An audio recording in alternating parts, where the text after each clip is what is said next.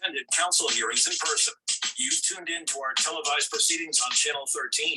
Now, you have the chance to listen to us on the radio as we demystify the work of the people who do it. This is not a council hearing. This is Hearing the Council with your host, Josh Gibson. Thank you, deep voice person with a funky backbeat. Indeed, this is not a council hearing, this is Hearing the Council. You can't have a government without a council, so you can't have a government radio station without a council show. This is it. I'm Josh Gibson, Director of Communications for the Council. You probably also know me as the Council's voice on social media, at Council of DC. And I'd like to welcome back one of our most frequent guests, At-Large Councilmember Robert White. Thank you for taking time out, Councilmember. Appreciate it. Thanks, Josh. I appreciate you having me back. Not a problem. Well, rumor has it that you might have had a brief, poorly attended hearing on schools and COVID recently. I'm, of course, kidding. It was a very well attended and rather long and detailed. The folks that say, oh, isn't the council's responsibility oversight? Watch that hearing, because we were talking ceiling panels, we were from the macro to the micro on that hearing. So thank you for doing that, and thank you for spending a bit more time on the topic with me today. Absolutely, I appreciate it. The council is was still in recess, but it was such an important and urgent issue. We wanted to make sure we had a hearing on it as quickly as possible. Yeah, what were the kind of key takeaways that stuck with you of, for the people that don't have the multiple hours to rewatch it? I don't blame, even if you do have the hours, I don't necessarily recommend our maybe 10-hour hearing from last week. The key points were this. Parents have a lot of consternation about sending our kids back into school buildings. I'm one of those parents myself. And when the schools say, don't worry, we have these air purifying machines, so it's all good, but the HVAC doesn't work, it makes us think, how do we know the air purifiers are working? But also, why are my kids in a classroom where it's 85 degrees, and why didn't anyone know about this? These are all reasonable concerns. And so we need to, we had to have a hearing to understand what the heck happened, why so many kids and teachers went back to classrooms that didn't have AC, how do parents feel about it, and how do we fix this problem? Because we can't return to schools like this every year with so many facilities issues piled up. And this was a tough year, so I don't want to be too hard on anybody. There's supply chain issues, there are employee retirements, and people who have gotten COVID or afraid of COVID, and they've left their jobs. So it's been a difficult issue, no doubt, a difficult year, no doubt. But we have to make sure we're meeting parents' expectations when school starts. And also, those of us who have been around for a while get a sense of deja vu. Like it used to be, schools started and there's no books. And we did that for years. And then I don't know what changed, but fortunately, maybe we stopped using books and everything is online, but we don't hear that much anymore, that the school books didn't arrive. But it seems like every year, obviously we're during a pandemic, but every year we have these facilities, unresolved facilities issues. Yeah. And it seems like the communication between DCPS and DGS, Department of General Services, at least part of the issue is in that tangled web. What did you take away from the conversation about where responsibility may lie? Yeah, I wish we had gotten a little bit further with responsibility. We heard from the administration, both from Department of General Services and from DC Public Schools, hey, we hear you. But what we didn't hear was, okay, we dropped the ball. So DGS is saying, well, we did let DCPS know that the HVAC wasn't going to be working on the first day of school and that we were going to have a temporary solution. But parents didn't know. teachers didn't know. So, maybe it looks like DCPS dropped the ball in communications. But clearly there was a breakdown. And I think it's the type of thing, there was a time where school books weren't at schools on time. And, sometimes you get comfortable for too long and you need a whole systems refresh. And I think across the government, we're at the point in time where we need a refresh. Mayor Williams did a lot of work to really raise our government to the next level. And in a lot of ways, we coasted for quite some time, but we're starting to see sort of the infrastructure break down again, where, folks have tried to use the unemployment insurance system, DCPS facilities. You see it in Department of Employment Services programs. You see it throughout the government. And so, every once in a while, you got to say, all right, we're going to do the thing that isn't sexy. We're going to kind of take a deep dive and really refresh the systems. And it seems like back in the Williams administration and the Fenty administration, there was a big emphasis on being able to measure things, on metrics. But the challenge of metrics is, anyone who's called 311 knows this, or dc.gov, use the app. It's not necessarily the resolution of a problem that is captured. It's the box being checked in the measurement tool indicating the problem has been resolved. That's right. And it sounds like there was a ton of that going on in the hearing, that Salesforce, the whole separate issue of whether Salesforce, a commercial sales management tool, should be the best way to measure property management work orders. That I don't know about. But the problem is, it seems like, just like in 311, there's a lot of box checking for project complete without the task being completed. And I don't know how you reconcile that, because you always are going to need a human to check it, no pun intended, to check it, whether the problem was resolved, and then check the box to say it was. And the second those two drift apart, there's problems. That's right. That's right. So, I mean, metrics are important. They're important for accountability. They're, important for getting things done. But just having metrics, what metrics you capture and which metrics you report matter a great deal. And also that you have actually fixed the thing that was reported. So we still have some steps to take. Yeah, because in a lot of ways, that resets the clock. And with the question of all the thousands of work orders, I think was discussed, a lot of those are multiple work orders, because people put something in, say, hey, fix this. It gets checked as completed. It's not fixed. They have to put it back in again. Yeah. Yeah. And it's, not to get too far in the weeds, but you already know way more than you should about facilities issues. But it gets further complicated because, you say, well, the HVAC is broken, or we have a leak in the roof. And so you put in a work order. Well, it turns out that the fix is incredibly expensive. And so it requires sort of a budget line item. And that kicks it over from DGS to DCPS to make the determination about which of these issues are going first, second, third, fourth. And then word never gets back to the person who submitted the work order. They just want the AC to work. They just want the hole in the roof fixed. And they're left completely in the dark because their complaint went into this, huge government bureaucracy of two mammoth agencies.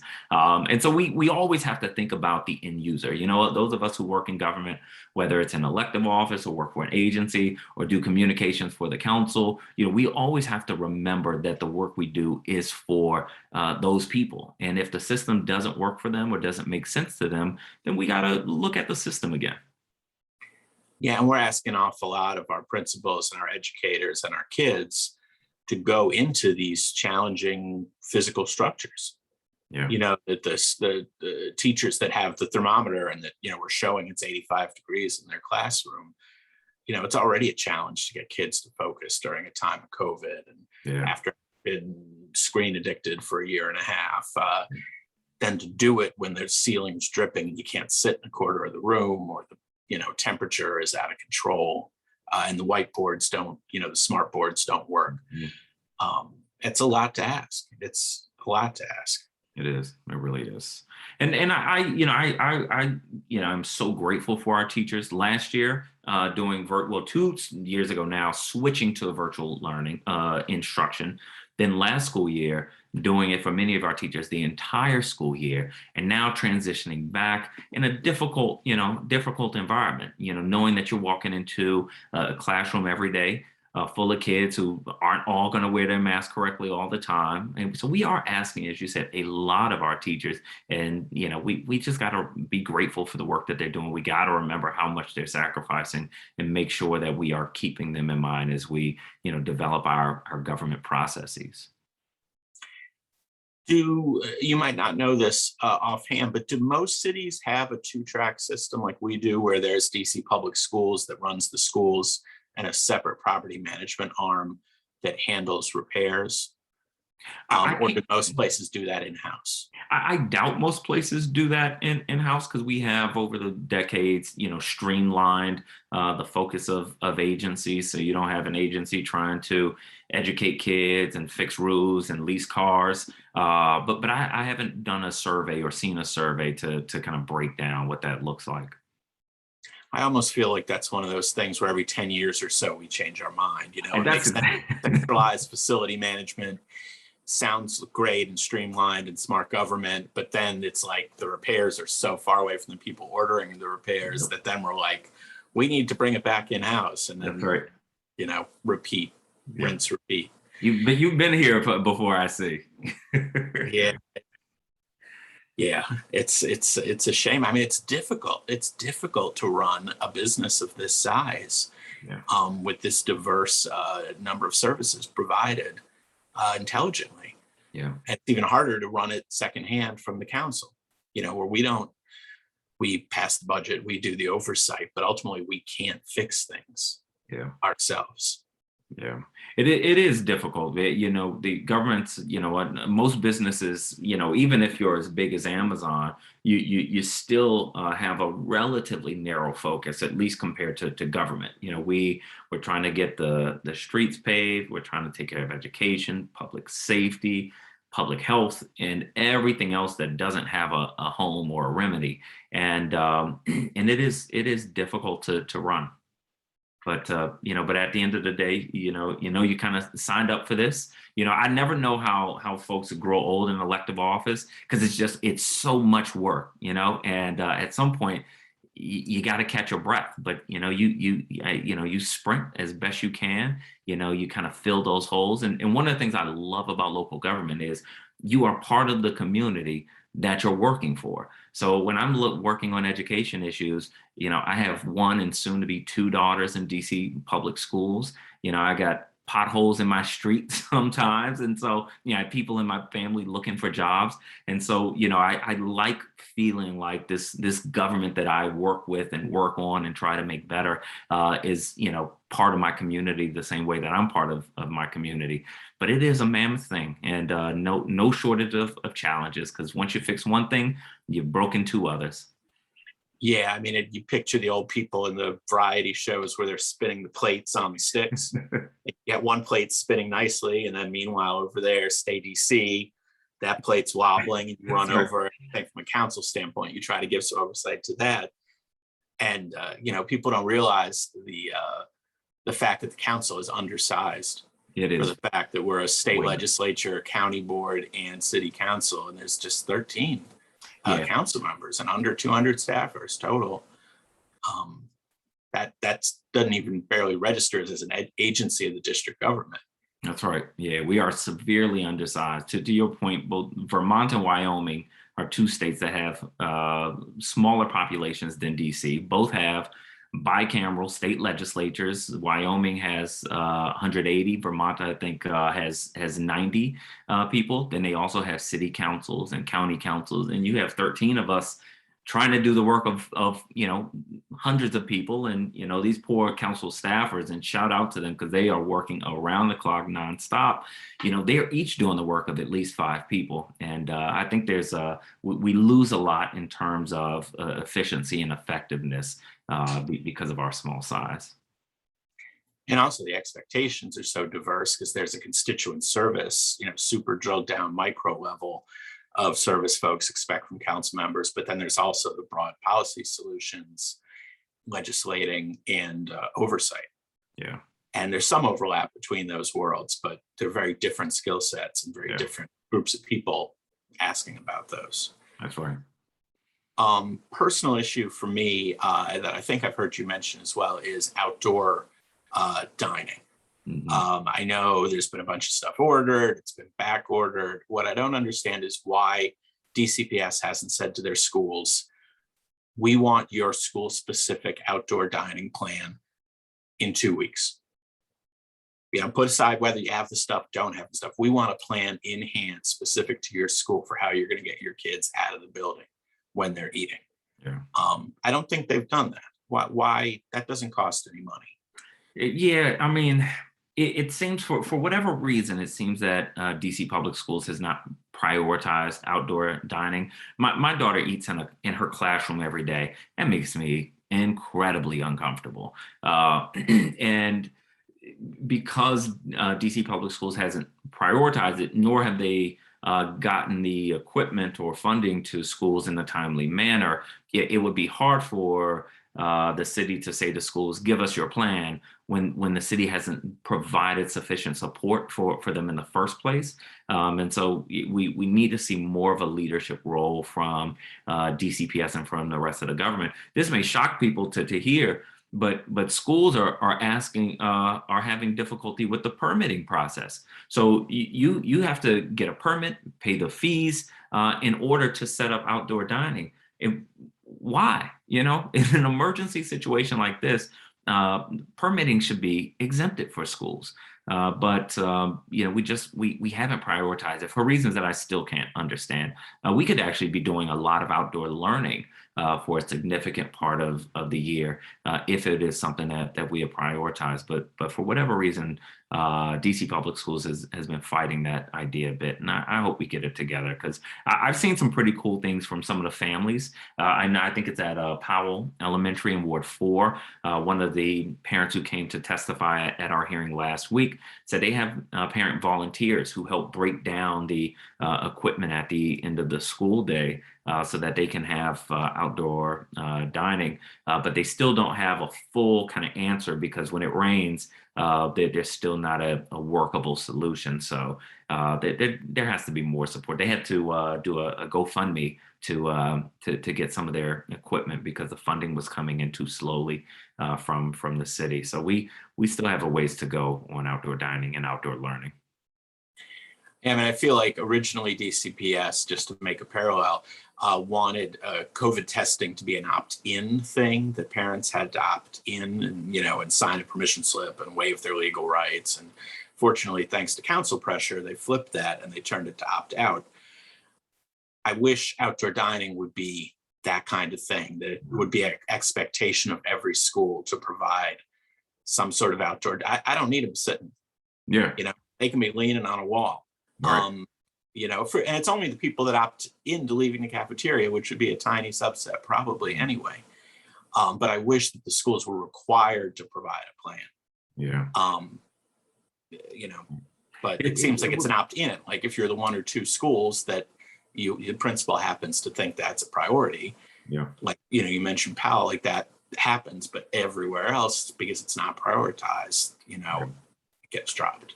It does. And it's frustrating, because these are the types of things that you want and hope that government would be more receptive to. And I think if we spent more time listening to the parents and teachers, we would have gotten here a while ago. But we sort of take this we know what's best for you approach. And I think it's failing with respect to COVID, because the concerns that people have, and particularly parents, we're trying to figure it out as best we can for our kids. When we feel like our concerns aren't taken seriously, it's really difficult to develop trust. And so when somebody says, trust us, well, we don't have a reservoir of trust. And I think it just doesn't have to be this way. Maybe folks are tired. Maybe we just kind of need a refresher on breaking out of bureaucracies. But whatever it is, we got to figure it out. What we will see soon, the council is doing emergency legislation to, in many ways, kind of micromanage the schools to expand virtual learning options, to require quicker reporting facilities issues, to increase the amount of testing. And that's not the position the council should be in. We shouldn't be legislating things like this. but there's just been no give whatsoever on school issues. And so the council has had no choice. We are hearing from parents every day. I went to a neighborhood festival on Saturday, and a mom just kind of randomly stopped me and said, thanks for what the council is doing to expand virtual learning, because she said her daughter has a rare neurological disorder and qualifies for virtual learning, but her son doesn't qualify because the definition is so strict. And so her son goes to school every day, and this mother is so afraid that her son may come back home with COVID. And that's not the type of fear or consternation that any parent needs, not as we're still battling a pandemic. Right. And I think, a lot of it comes down to how the rules are written, because a friend of mine would told me about a case in California when they legalized medical marijuana years or decades ago, that a friend of theirs had the doctor who signed off on the medical condition for this person, who was a man, had an OBGYN, was the doctor who signed his permission slip to say he could get medical marijuana. So if it becomes that kind of thing where any doctor, can sign a thing, and what's been good, I think, about the virtual learning cutoff is it's been legit. A doctor has to put their name on the record and say, I require this child to not attend school. Yeah. And I think the case you gave is a perfect example that a doctor would sign for the sibling saying they should not be forced to go to school, but we just have to be careful the floodgates don't open and that it's legitimate doctor sign-offs only. I will tell you though, parent of the sibling. Yeah, most parents, we want our kids in schools. I don't think they're going to be I don't think there would be floodgates, even if it was wide open. My wife and I, after a year and a half of virtual learning, these crow's feet on my eyes, these grays in my beard, I attribute most of them to the past 18 months. Most of us really do want our kids in school. Lucky for us, we're so blessed. No one in our household is immunocompromised. And so, we are able to have more flexibility than most, but we count ourselves very blessed to have a difficult but not impossible decision to make. Yeah, and even the immunocompromised versus immunosuppressed. It's like, I'm diabetic. When they first rolled out boosters, it was just for immunosuppressed, which is an even smaller subset than the initial subset of folks who could get the vaccine early. So I'll find out tomorrow at the legislative meeting whether it's whether the broadened virtual learning exception is for immunosuppressed siblings and parents or immunocompromised. Because I saw the chairman interviewed, and he said, just because you are raised by elderly grandparents, for example, if they're in good health, that would not be a virtual learning exception. Yeah. But the devil's in the details. Yeah. The other complication is this stuff isn't allowed to cost money. Since the council fixes an emergency bill, needs 9 votes, and it can't cost money.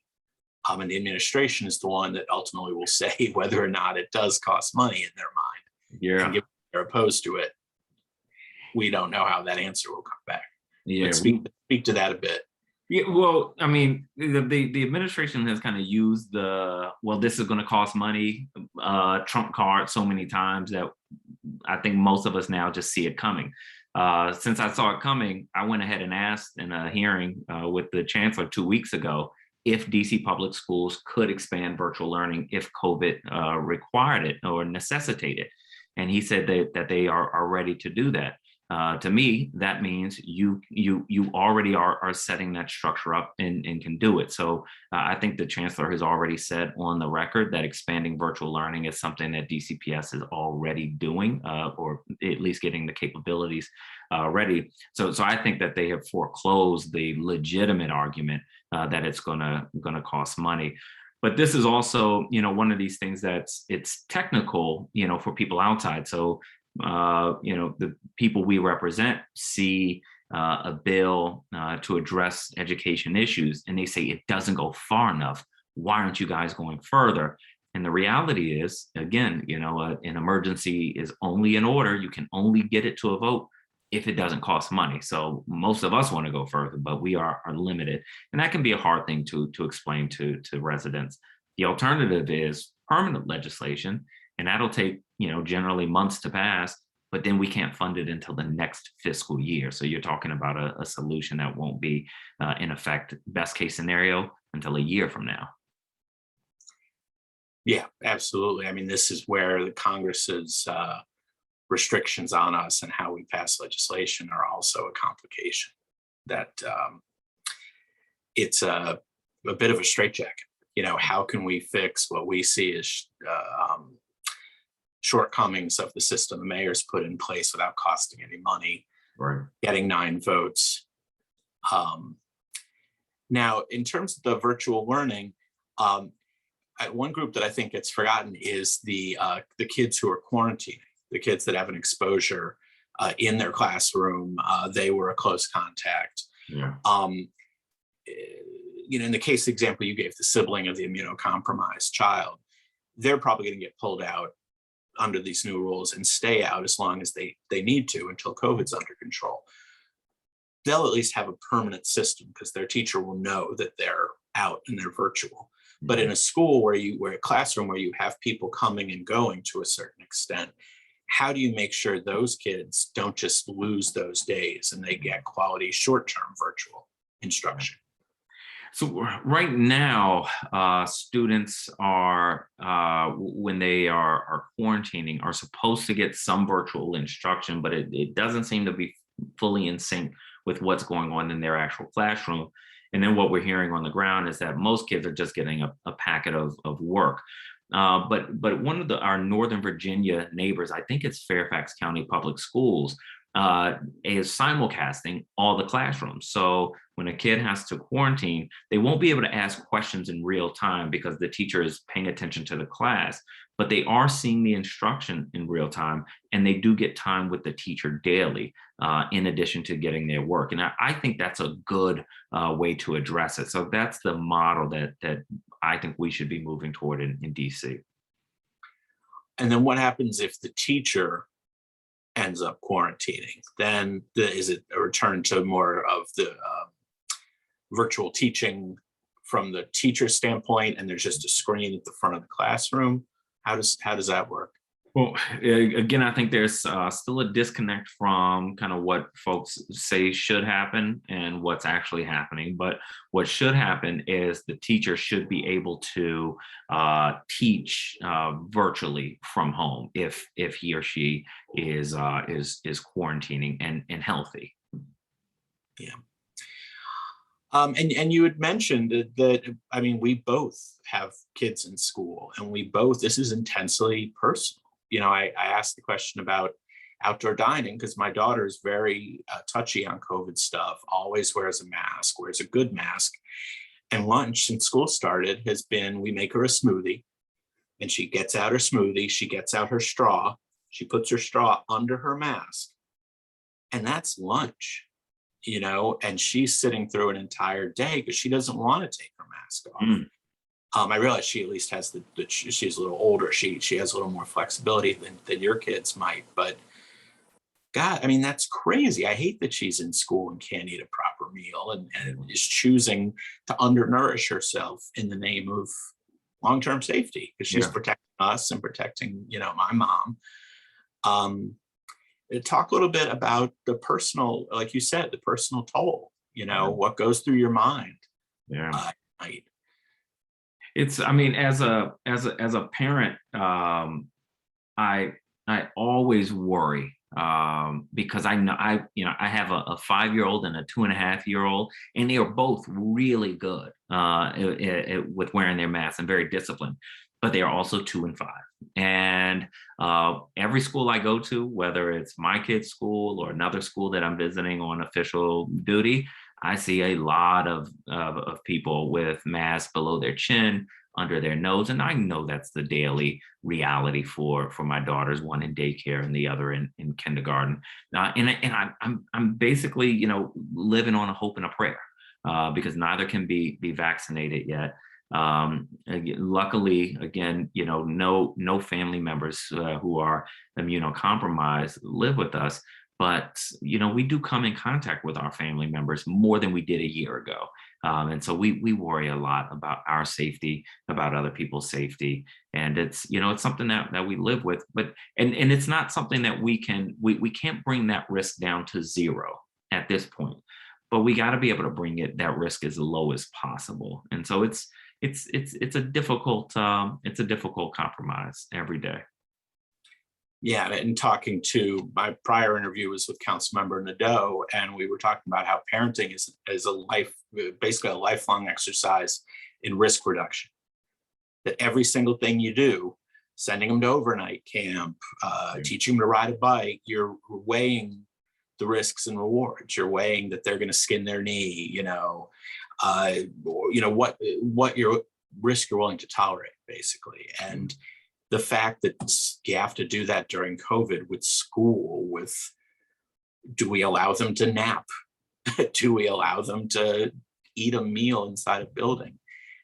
Is just so, like, we're used to a little bit of risk, but this is like, the stakes are high. They are. I mean, very high. Very high. And we see even right now what's happening in DC with the capacity at Children's Hospital. Not all of it COVID, luckily, but Delta variant has certainly increased the number of children in the ICU, but then a significant spike in other respiratory issues that children are having. And so we're seeing our ICU beds filled at Children's Hospital. And, we're all hoping that it's not going to be one of our kids. It's a difficult thought. And most of us are hoping for the best, but it is really, really a difficult decision. And, we're hearing that at the end of the month, we might get approval for kids 5 to 11.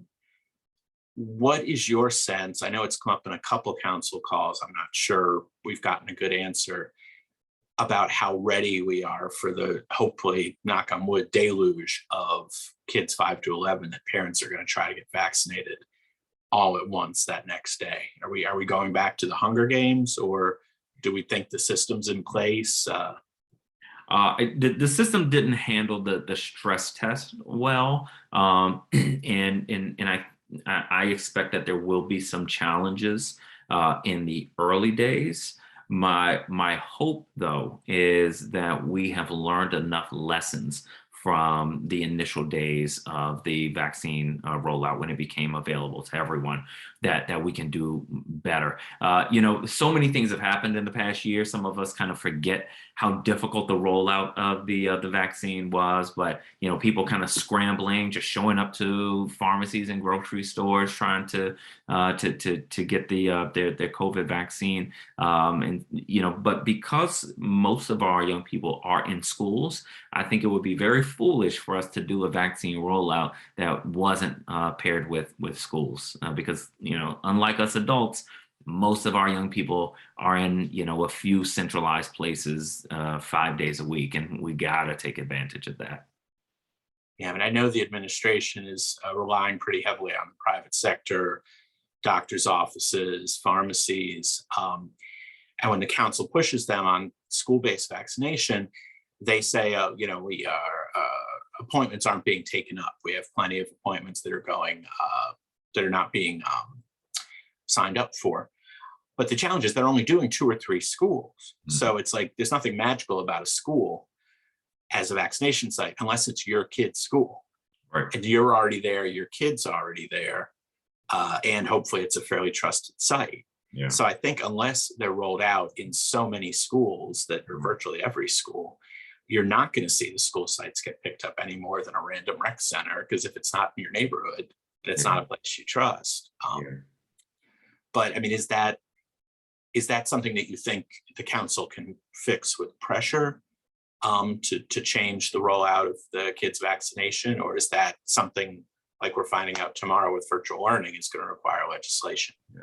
What we're seeing now is really a pattern of inflexibility, and again, I just think it's unfortunate, and I'm not really sure why we're seeing so much inflexibility. But once the administration digs their heels and they just don't reverse course unless absolutely necessary, I think it would be really unfortunate for us to not coordinate vaccinations with schools, because I mean, I think we know how it's going to play out. There are going to be 100 kids at CVS and at the doctor's offices. It's going to be complete pandemonium, as opposed to sort of permission slips in class by class, sort of a reasonable process with makeup days as necessary. It's just, it'd be so unreasonable to not coordinate this with schools, but it may end up requiring counselor intervention. But the council is also there. It's separation of powers. There's a limit to what the council can do.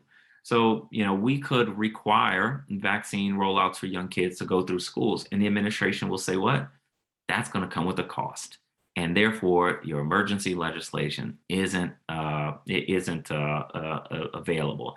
So, I'm always hopeful tides will turn and that there will be some reasonable conversations. But I think we, saw from virtual learning and many other aspects of school reopening that, it's difficult to get the administration to change course. Although the council's track record is pretty good in the sense that the council pushed the administration to move from the Hunger Games vaccine registration to pre-registration, and they said, we can't, and then they did. So that's a win for us. And then similarly, when we wanted in the early days, ward and racial breakdown of COVID cases, COVID deaths, vaccination numbers, they said, we can't, it's impossible. We pushed. And then thank God we got the information, because it showed a lot of the worrying health disparities we thought it would. Yeah. So here's hoping that the council notches another win in that inter-branch arm wrestling match. Yeah, I hope so. And here's, what I'll say. It may sound like I'm very critical of the administration, but my criticism is the lack of flexibility and not listening. Not that I think the council always gets it right. Sometimes the council is getting it right. Sometimes the administration is getting it right. What that means is we got to do a better job of listening to each other. Let's not just dig our heels in and say, one body knows best. I think you see a lot less aggressive pushing from the council if there was a partnership in this, some give and take, some real conversation, not we're going to listen to you just because we have to, but we're not really going to listen to you. That kind of has reached its breaking point. And so I think, I'm seeing a breakdown within the mayor-council relationship that I haven't seen in a long time. And I don't think it has to be this way. So, my hope is that we recognize none of us, have all the answers. But, if we're working together and listening to the people that we represent, I think we get to the right answers most of the time. Right. And legislation is always, I don't want to say a last resort, but if we can get it through any other, through oversight, through kind of gentle urging, there's a lot of other ways we will try to get things done. And legislation, a lot of times, as in this case, seems to be a last resort. Yeah, that's right. We spent months trying to convince that there needed to be some small changes to virtual learning. And in the end, emergency legislation is not the best way, but if it's our only option, that's right. Well, we'll know more. This is being videoed on Monday. Tomorrow we have the legislative meeting, so we'll know better tomorrow where things go from here. Yes, we will. Well, thank you again, Councilmember, for being so generous with your time. Really appreciate you coming back again and again. It's much appreciated. And listeners, I want to remind you to subscribe to our podcast on SoundCloud, wherever you get your podcasts, now on Amazon even. Just search under Hearing the Council. Thanks for joining us. Tune in next time. We're on DC Radio at 96.3 on your FM HD4 dial or at dcradio.gov. I'm Josh Gibson. This is not a council hearing. This is Hearing the Council. Thank you, Councilmember. Take care. You too. Talk to you soon. Bye-bye.